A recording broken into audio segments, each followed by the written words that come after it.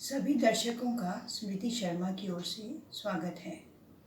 बच्चों, पिछले 2 वीडियोस में हम लोग चारों विकारी पदों के संपूर्ण व्याकरणिक परिचय की बात कर चुके हैं। आज के इस वीडियो में हम लोग 2 अविकारी पदों क्रिया विशेषण और संबंध बोधक के परिचय की चर्चा करेंगे। अविकारी पदों को अव्यय भी कहा जाता है। अविकारी पद कभी भी किसी भी स्थिति में परिवर्तित नहीं होते, इसलिए इनके पद परिचय में भी बहुत कम बिंदुओं को दर्शाने की आवश्यकता होती है। तो आइए आरंभ करते हैं क्रिया विशेषण से। किसी भी कार्य की विशेषता बताने वाले पदों को क्रिया विशेषण कहते हैं। ये पद अक्सर क्रिया के ठीक पहले प्रयोग होते हैं। जैसे ये उदाहरण है, बच्चे अभी यहाँ पहुँच जाएंगे। ये पहुँच जाएंगे क्रियापद है। यहाँ और अभी ये दर्शा रहे हैं कब अभी पहुँच जाएंगे।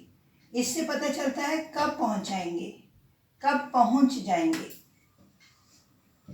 और यहाँ पहुँच जाएंगे अर्थात कहाँ पहुँच जाएंगे।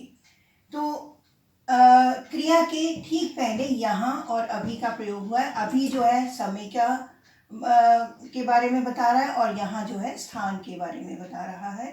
तो ये स्थानवाचक क्रिया विशेषण हुआ और ये कालवाचक क्रिया विशेषण हुआ।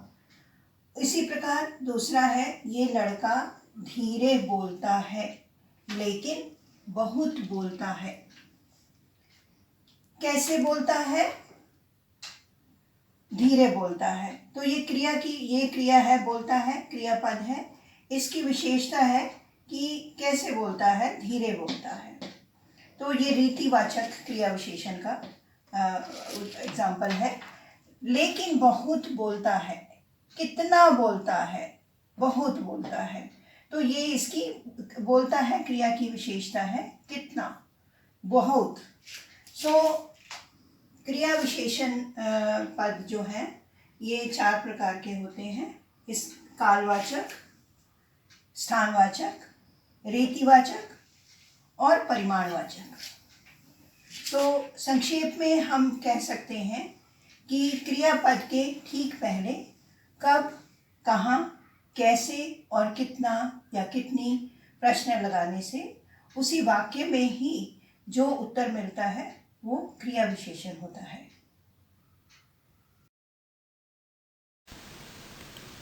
अब हम लोग बात करेंगे कि क्रिया विशेषण के पद परिचय में किन किन बिंदुओं को लिखा जाएगा।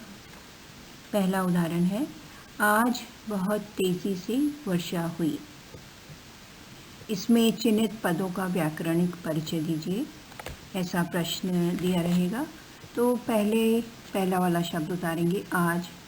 तो लिखेंगे ये क्रिया विशेषण है। क्रिया विशेषण का भेद लिखना है। कालवाचक है क्योंकि समय का बोध करा रहा है ये शब्द। उसके बाद वर्षा हुई नाम बोधक क्रिया की विशेषता है।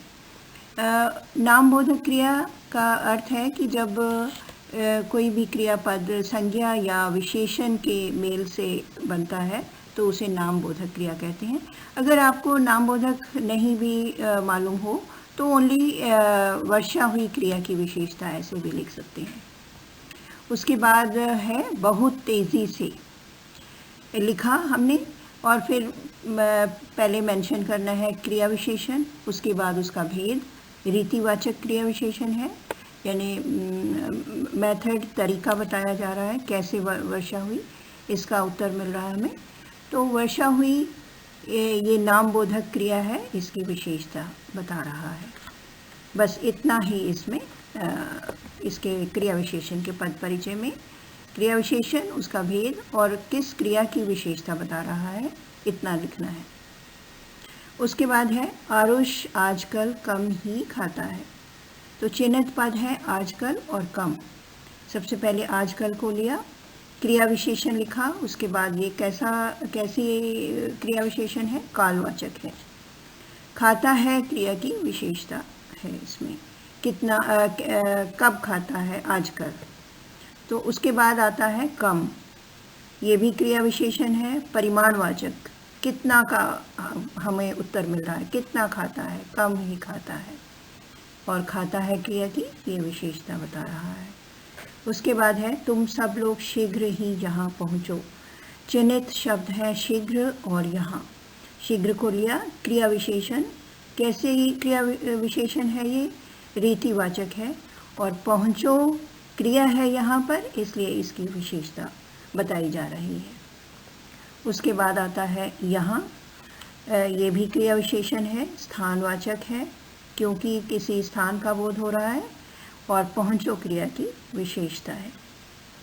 तो आपने देखा कि अव्यय होने के कारण क्रिया विशेषण के विकारी तत्व हैं ही नहीं, इसलिए इनका पद परिचय बहुत ही कम शब्दों में दर्शाया जा सकता है। अब अगला अविकारी पद है संबंधबोधक। इसको इंग्लिश में प्रेपोजिशन कहा जाता है। वास्तव में इंग्लिश में इनकी पोजीशन नाउन या प्रोनाउन से पहले होती है, इसलिए इनको प्रेपोजिशन कहा जाता है या प्रीपोजिशन भी कह सकते हैं। जबकि हिंदी में इनकी पोजीशन संज्ञा या सर्वनाम के बाद होती है, इसलिए हम इसको पोस्ट पोजीशन भी कह सकते हैं। जैसे देखिए, ये गार्डन नाउन है और इसका जो प्रेपोजिशन है इसके पहले यूज हुई, इन द गार्डन। जबकि हिंदी में हम कहेंगे बगीचे में, जो संबंध बोधक है उसके संज्ञा के बाद में प्रयोग होता है। इसी तरह ऑन द सॉइल, सॉइल से पहले प्रेपोजिशन प्रयोग हुई है, लेकिन हिंदी में इसकी पोजीशन ऐसे बाद में आती है, मिट्टी पर। इसी तरह सर्वनाम है या प्रोनाउन है अमंग देम, तो हिंदी में उनके बीच। इस तरह हम जो प्रेपोजिशंस हैं हिंदी में वास्तव में वो पोस्ट पोजीशन होती है उनकी, लेकिन हिंदी में उनका नाम है संबंध बोधक। जिन अव्ययी शब्दों से संज्ञा या सर्वनाम का वाक्य के दूसरे शब्दों के साथ संबंध जाना जाता है, उन्हें संबंध बोधक अव्यय कहा जाता है। जैसे पहले, बाद, आगे, पीछे, ऊपर, नीचे आदि। इनके ठीक पहले अधिकतर के या से और कभी कभी की भी लगा होता है, और कभी ये संबंध बोधक इनके बिना भी प्रयोग हो सकते हैं। उदाहरण देखिए, दिन के बाद रात आती है। इसमें जो चिन्हित शब्द है वो है बाद। तो इसमें इस तरह प्रश्न दिया रहेगा कि चिन्हित या रेखांकित किया रहेगा तो रेखांकित लिखा रहेगा, रेखांकित पदों का व्याकरणिक परिचय दीजिए। तो सबसे पहले उसको उस शब्द को लिखना है और उसके बाद बताना है कि ये संबंध बोधक अव्यय है। संबंध बोधक अव्यय लिख के उसके बाद वो किन किन शब्दों का आपस में संबंध प्रकट कर रहा है। तो यहाँ दिन और रात का संबंध प्रकट हो रहा है, दिन के बाद रात आती है।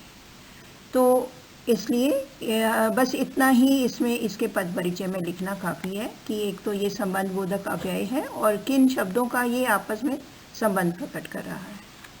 उसी तरह दूसरा है कि चरित्र से हीन मनुष्य का कोई मूल्य नहीं। तो हीन शब्द को यहाँ चिन्हित किया गया है, उसको लिया, उतारा और उसके बाद संबंध बोधक अव्यय लिखा। और किसका संबंध स्पष्ट हो रहा है, यहाँ पे चरित्र और मनुष्य का संबंध स्पष्ट हो रहा है। बस इतना ही लिखने से हो जाता है उत्तर। तीसरा है पानी के बिना खेती सूख जाएगी।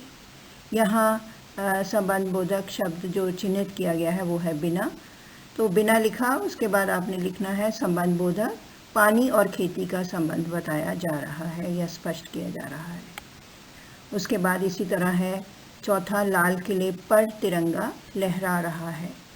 पर यहाँ संबंध बोधक है। लाल किले और तिरंगे का संबंध बताया जा रहा है।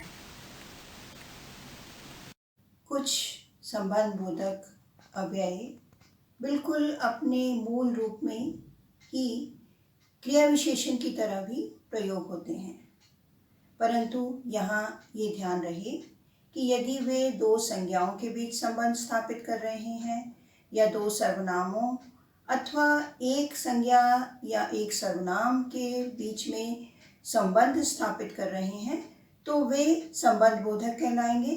अगर वही शब्द क्रिया की विशेषता बता रहे हैं तो वे क्रिया विशेषण कहलाएंगे। इस बात का खास ध्यान रखने की आवश्यकता है। तो अब अगली और आखिरी बात, वर्णारव चैनल को सब्सक्राइब कर दें। जय हिंद, धन्यवाद।